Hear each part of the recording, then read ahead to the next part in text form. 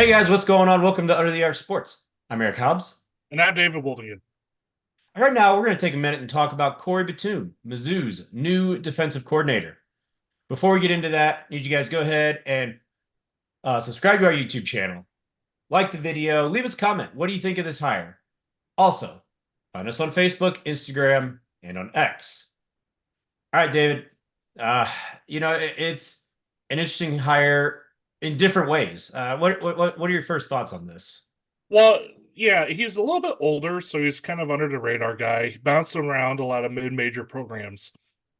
However, for those of you wanting a big splashy hire, you're not going to get that because Mizzou hasn't had sustained success. They had 1 year that went 11-2. They need to show it a couple more times, especially with schools like Washington, Alabama, LSU looking for coordinators and things like that. You're not going to get the big name hire, quite honestly. And now you have Michigan looking as well.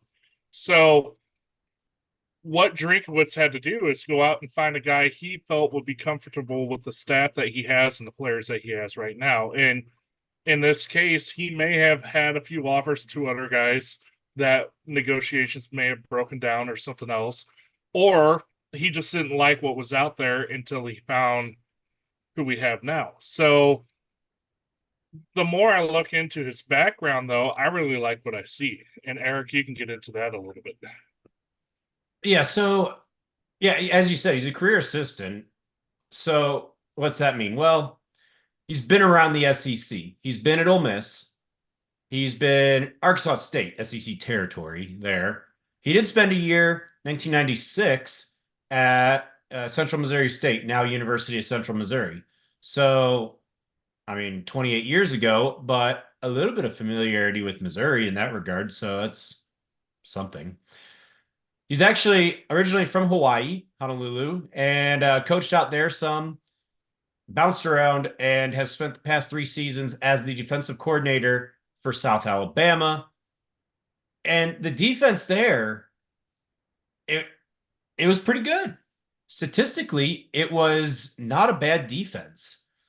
Uh, as far as the hire itself, yeah, it's not one where the fan base is just crying out in cheers at a home run hire. And I think everyone had to kind of accept that that wasn't going to happen because this took 3 weeks. To me, that says that Drinkwitz had to go down his list at least a little bit to to find somebody, one, willing to take the job, and two, willing to take whatever kind of salary Mizzou was offering. You know, PowerMizzou.com reported that DJ Durkin was in Columbia, former A&M defensive coordinator. A lot of Mizzou fans wanted him. Personally, he was my hope. He was in Columbia last week, and there were talks. That's clear. It just didn't work out for whatever reason. So I think you have to look at the fact, all right, you got a 55-year-old guy who been a defensive coordinator, but he's never done it at the Power 5, Power 4, I guess, Power 2, realistically, at that level. So what's that mean? Well, I think you can look at it one of two different ways, David. There's the good, which is he was effective at South Alabama the past 3 years. Or you're telling me this dude's 55 years old and he's never made it as high as the Power 5, Power 4, whatever you want to call it, D coordinator. Dude must suck. That honestly is going to be up to each individual fan. Well, All we're going to do is just talk about it and kind of evaluate what we think. Maybe we'll influence you, maybe not. yeah, Eric, statistically, wherever he's gone, the defense has improved. So what that tells me is he knows how to coach up players wherever he's at with whoever he has. So that could be schematically or just in general. I think he's a solid coach. Whether he had ambitions to go higher or not, I don't know. But he was at Ole Miss under Kiffin for a little bit as a positions coach. Hugh Freeze wanted him over at Liberty. At South Alabama, there were like 66 in the nation statistically, and he brought them up to where they are now, uh, in the 20s and 15, I think is what they were this last year. So Yeah, I don't remember the numbers. They were impressive. Whatever they were, I'm gonna have them in the little ticker down below. I'll put that in there for you guys to right, check out. but what that tells me is whatever talent's on that team, he's able to devise a system to put these Yeah. guys in a successful position to succeed. So I really, in that sense of things, I really like this hire. Plus, at this point in his coaching career, if you will, he may not be looking for a head coaching position. So now you're looking at a defensive coordinator where if he's successful, he might be here for a couple of years at least. So you have that coaching continuity with the players as well. Uh, all that in hand, I think it's a really solid hire. But again, we'll have to wait and see with how this team performs under him. And I think Missouri with scheme wise, I don't think you're going to see a whole lot change from what Blake Baker ran, the 4-2-5. Batoon ran a 3-3-5 a lot at South Alabama, at least at what I saw, and that is limited footage. But I saw him do that. Maybe bring a backer up to be kind of a hybrid of a fourth down lineman.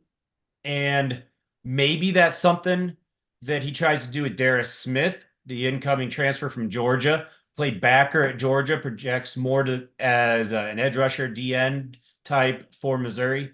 Maybe you play a three-man front sometimes with him kind of in between. We'll see what he wants to do, but I think that point there is interesting. Above all, I think it's going to be just tailoring the defense to match the personnel. Missouri has a strong defensive line, so you may as well have more defensive linemen out there. Yeah. You want your best players to play, right? So I would expect to see more four-man fronts than not for Missouri, but we'll see. This is a guy who shut down Ollie Gordon. I guess they played Oklahoma State and they shut him down. So that doesn't make him a defensive wizard, but it's a nice feather in his cap. Overall, I think I'm kind of with you. This is not a home run hire, but it's not a disaster. I think this has a chance to be a very sneaky, solid hire. And honestly, give the same defensive coordinator at most places. A team full of 5 stars, team full of 2 stars. Whoever has the 5 stars is going to win, right? It's the Jimmies and the Joes more than X's and O's, I think. So we'll see what happens there. Worth noting with Corey Batoon, he coached safeties.